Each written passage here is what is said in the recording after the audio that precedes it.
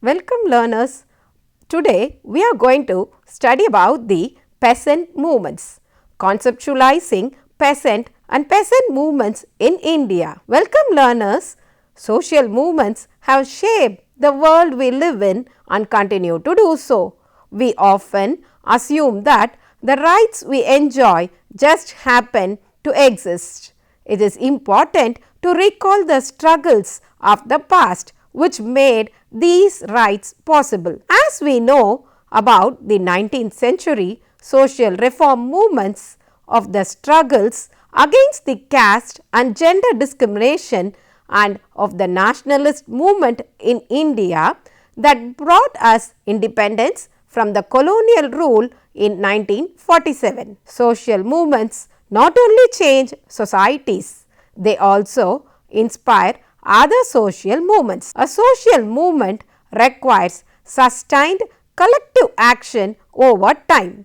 Such action is often directed against the state and takes the form of demanding changes in the state policy or practice. Spontaneous, disorganized protest cannot be called a social movement either. Collective action must be marked by some degree of organization. This organization may include a leadership and a structure that defines how members relate to each other, make decisions and carry them out. Those participating in social movement also have shared objectives and ideologies. Social movements often arise with the aim of bringing about changes on the public issue such as ensuring the right of the tribal population to use the forest or the right of the displaced people to settlement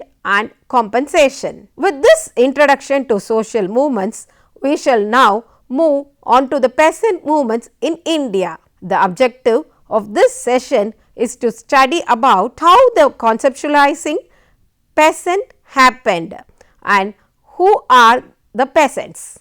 The detailed study will focus on the following topics: peasants, peasant movement and agrarian change in India, peasant movement in Indian context, under which we will see the cause of the peasant movements, nature of the peasant movement after 1857 and significance of the peasant movements. First, we will begin with the peasants. Historically, peasants have had paradoxical social identities. In social science literature, they have been depicted on the one hand as reactionary, conservative, awkward, homologous, incomplete part society and dependent, on the other as revolutionary, progressive and self-conscious, heterogeneous and self-sufficient social category with the potential for autonomous collective action. However, notwithstanding such paradoxes, social scientists have broadly underlined the subordinated, marginalized and underdog position of the peasantry in human society. In the sociological and anthropological literature, peasants have widely been described as culturally unsystematic, concrete tradition of many unreflective,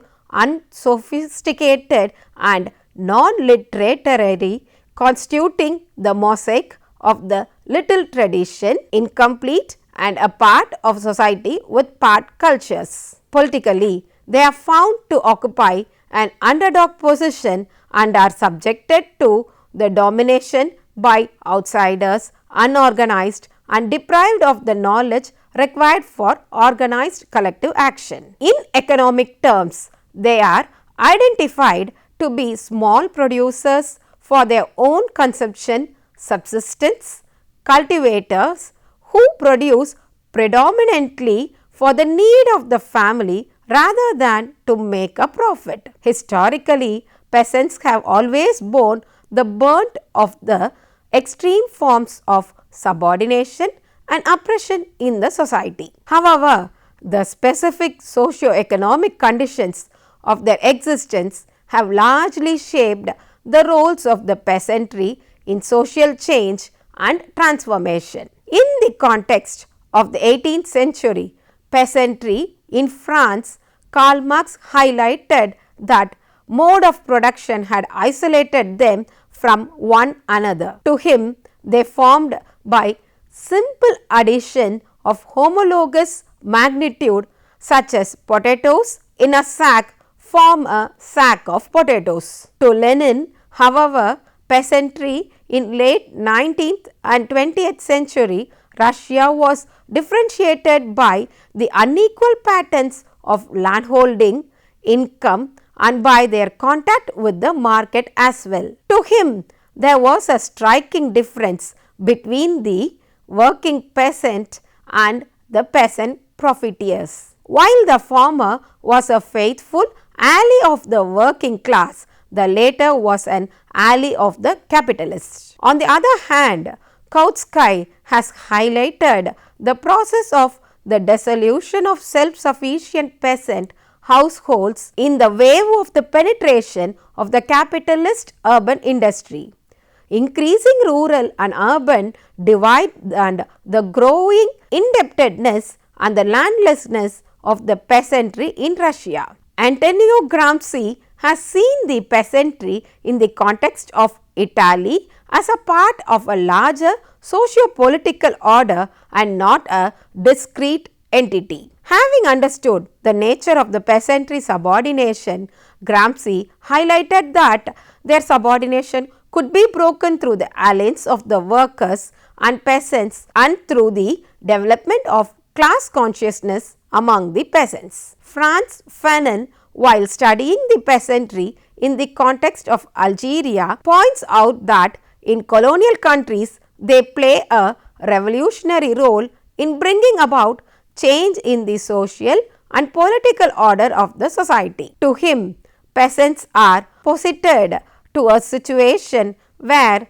they have nothing to lose and everything to gain by way of their participation in the change. Alavi highlights the crucial roles played by the middle peasantry in the Russian and Chinese revolutions. However, in his observation on the peasantry in South Asia, he points out that peasant finally and irrevocably takes the road to the revolution only when he is shown in practice that the power of his master can be irrevocably broken.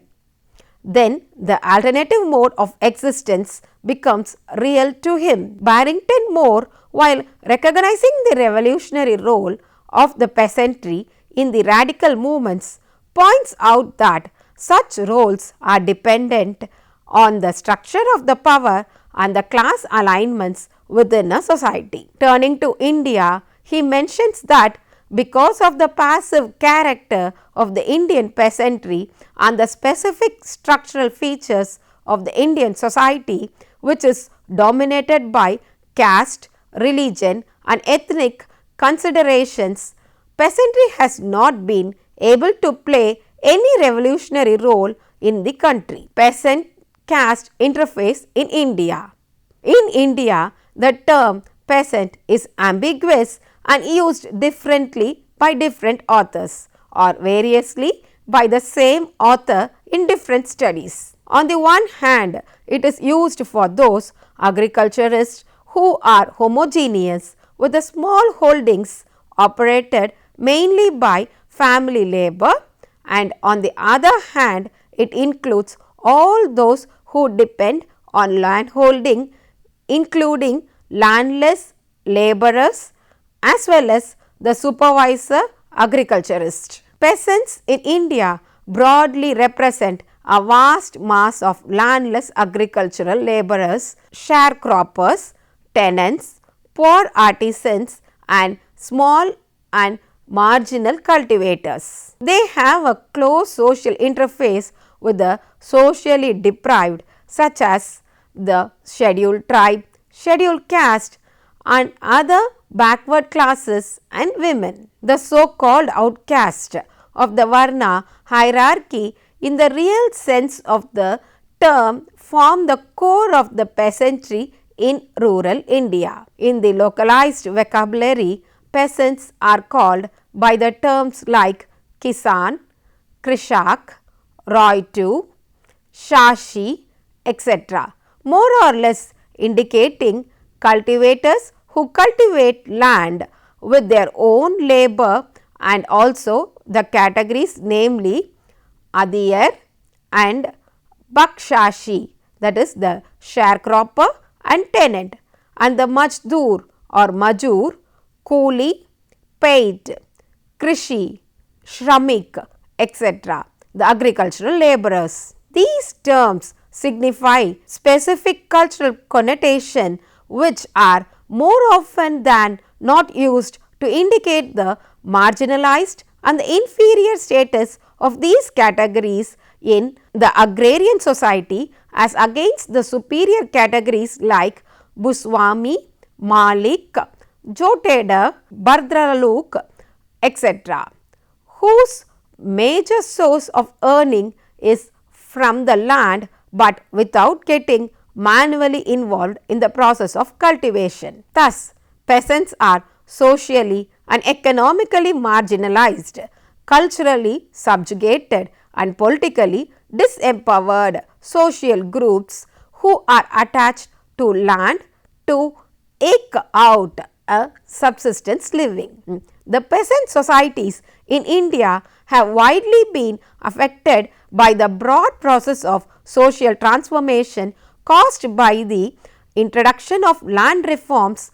rural development initiatives and new agricultural technology and the regeneration of the Panchayati Raj institutions. However, studies conducted in several parts of the country show that such changes have partially altered the core issue of the livelihood security of the peasantry who still remained economically marginalized, predominantly becoming either landless, semi-landless, marginal or small cultivators without possessing advanced means of cultivation. The age-old association between this lowest ritual status and low economic position has always provided a basis for their socio-economic marginalization, political disempowerment and collective mobilization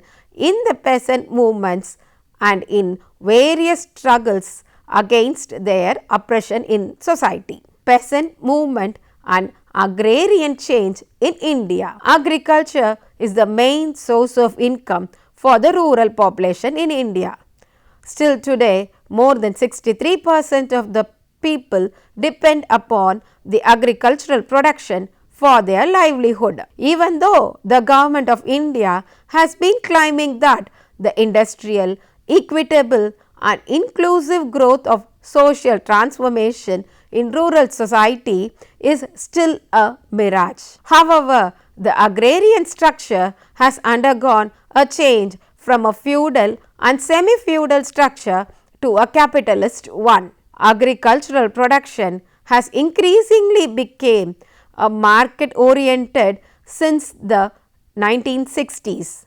Non-farm economic activities have expanded in the run areas. In the process, not only has the rural-urban divide become blurred, but the nature of peasant society in the terms of composition, classes, strata and consciousness has undergone considerable changes. Those who depend on agriculture are differentiated in terms of their relationship with their ownership of land, such as absentee landlords, supervisor, agriculturist, owner cultivators, sharecroppers, tenants and landless laborers. In local parlance, they are known as Kisans or Keduts. The agrarian structure that emerged from the changes in the land relations introduced by the British was very different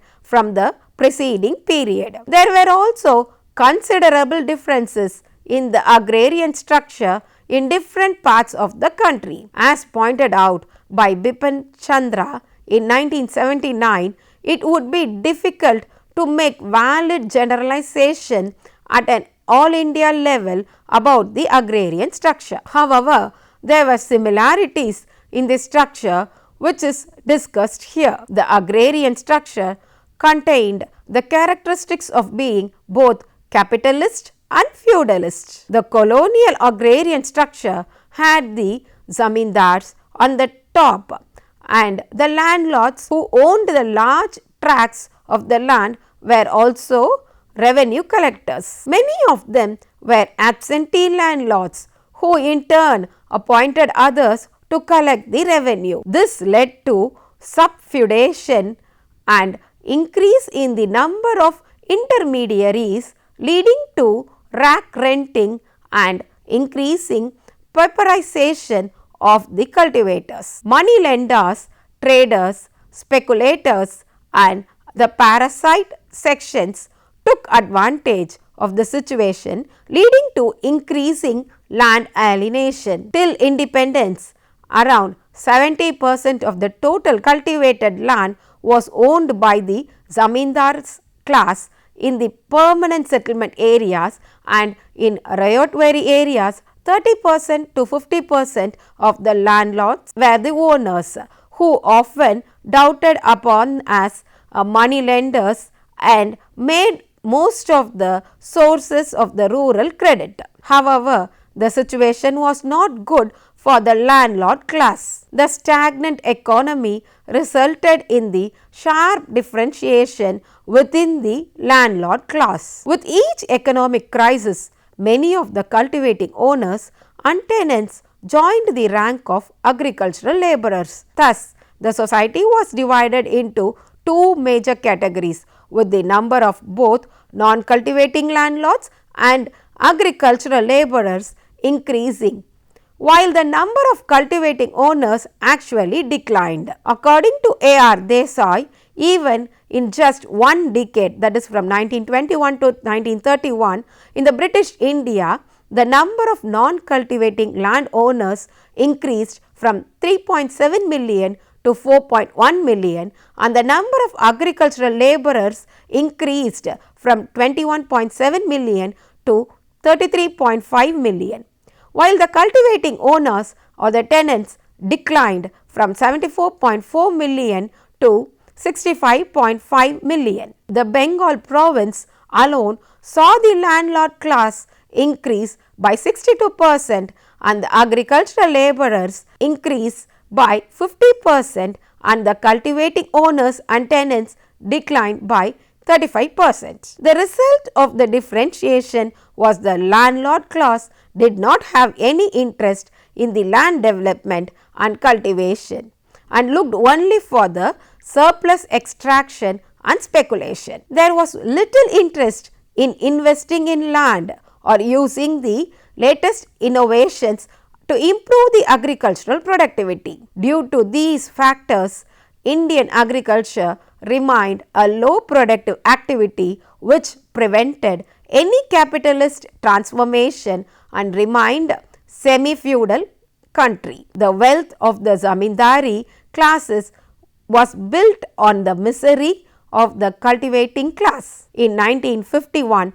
only 27.8% of the rural agricultural families consisted of peasant proprietors, while tenants and laborers made up the remaining families. Many of these peasants and laborers were in a state of indebtedness.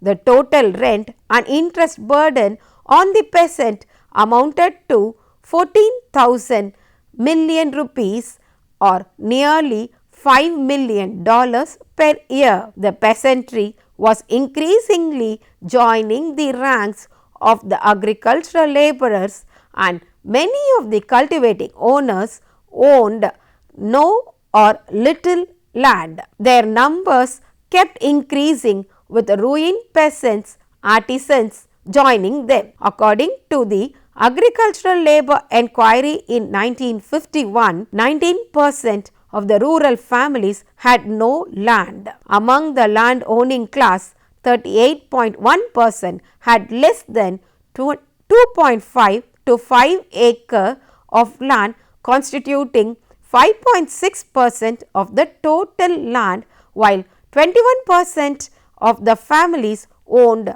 2.5 to 5 acre of land, constituting 9.9% of the area. The first category can be called small peasants and the later can be termed as small and middle peasants. 16.2% of the families held 10 to 25 acres of land, constituting 32.5% of the area, and they are the middle and the rich peasants. 4.2% of the families held 25 to 50 acres of land, which constituted 19% of the area, and they can be called the rich peasants. 1.4% of the families held 50 or more acres of the land and controlled 15.4% of the area, and they were the big landowners and the zamindars. This situation had several consequences. Peasant movements in Indian context.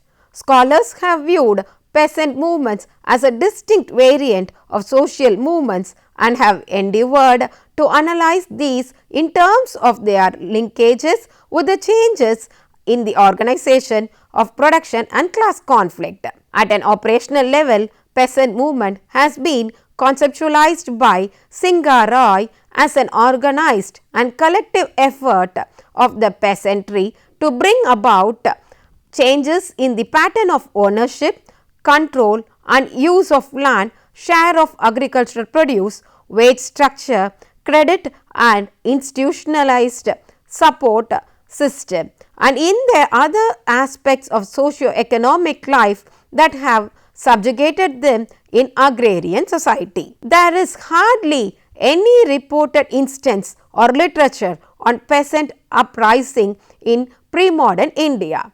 Scholars attribute this to the traditional social structure prevalent in Indian villages that was organized through the caste system and provided framework for all the social activities and relations between various groups that induced lower castes to accept their place in the social order. This is also made the central government largely superfluous, and hence peasant opposition was less likely to take the form of massive peasant rebellion. However, it is a large accepted that the revolutionary potential of a particular class hinges largely on the structure of the power alignment and the class alliances in a given society at a particular time, and the peasantry class in India is no exception. Changes in the mode of production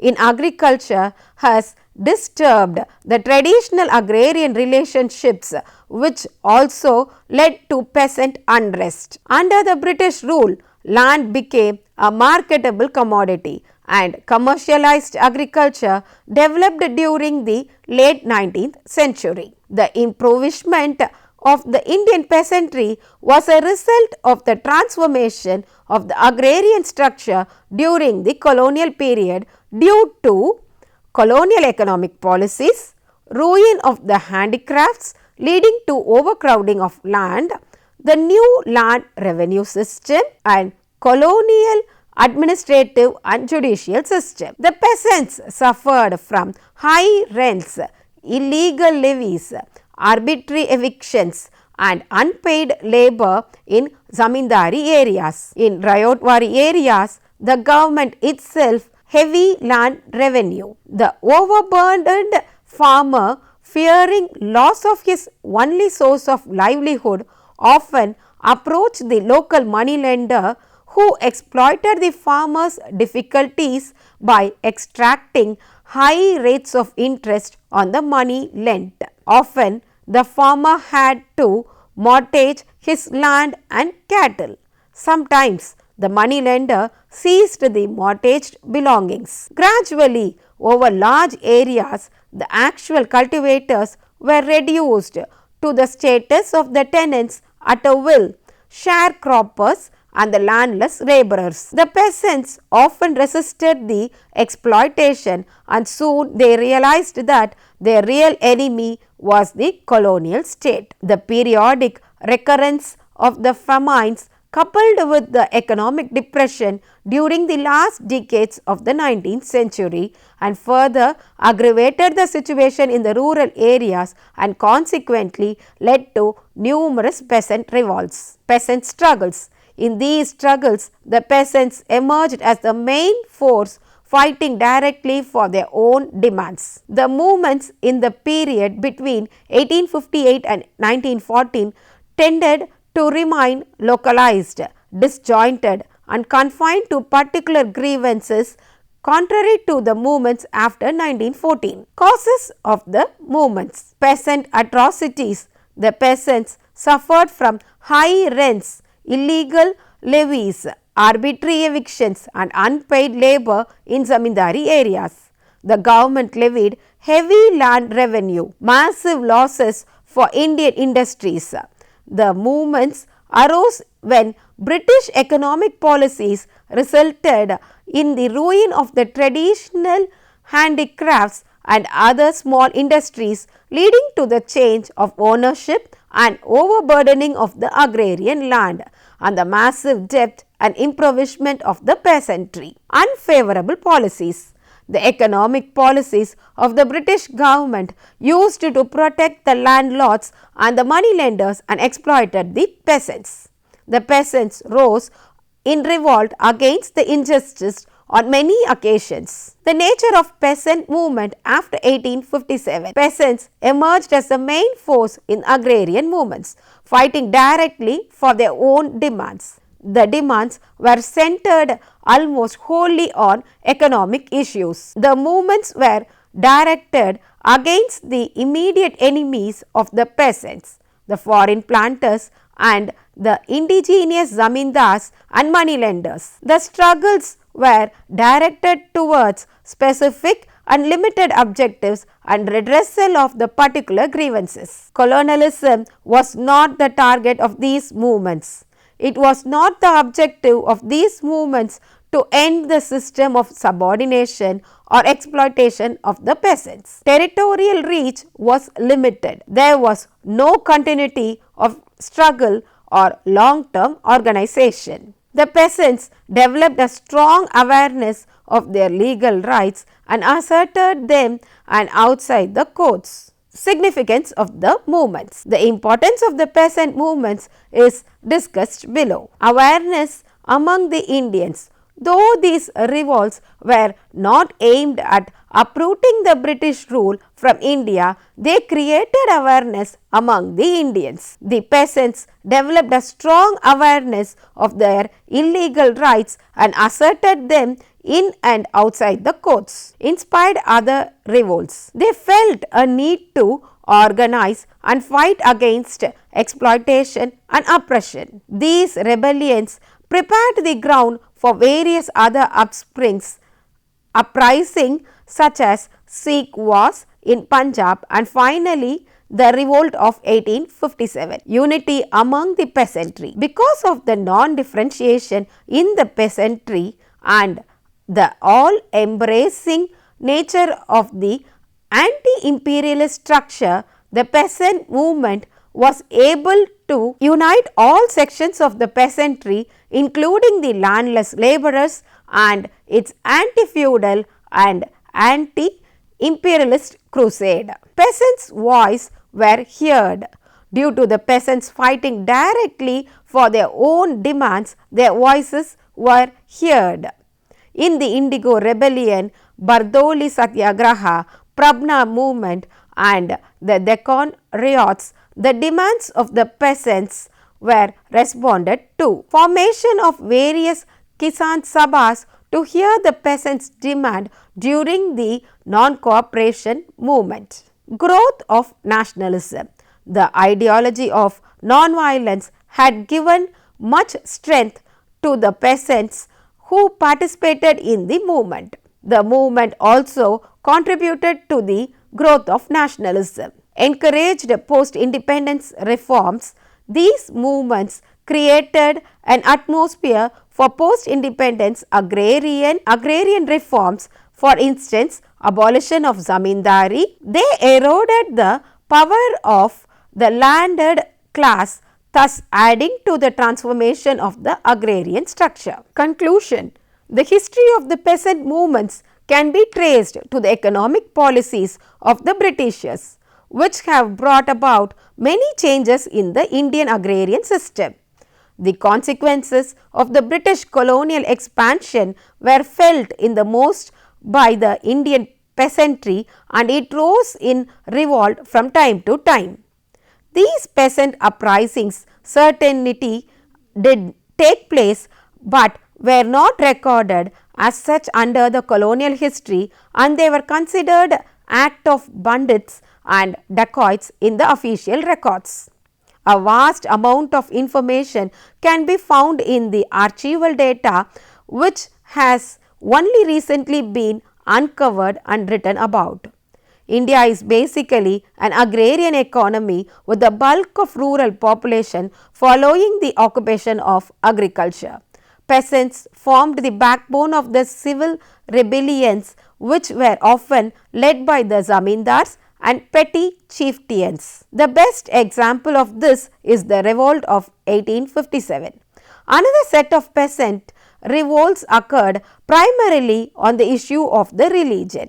Although they started out as movements of religious and social reform and purification, they could not hide their agrarian interest for a long and openly attacked the new zamindars, landlords and the moneylenders irrespective of their religion. At the end, they clashed with the British political and economic hegemony, which led to the mass peasant movements. Even after the independence, interests of the peasants have not been safeguarded. There were many peasant movements in the post-independent India. With this, we conclude this session, and the next session will have a look on the different phases of the peasant movement in India. Thank you.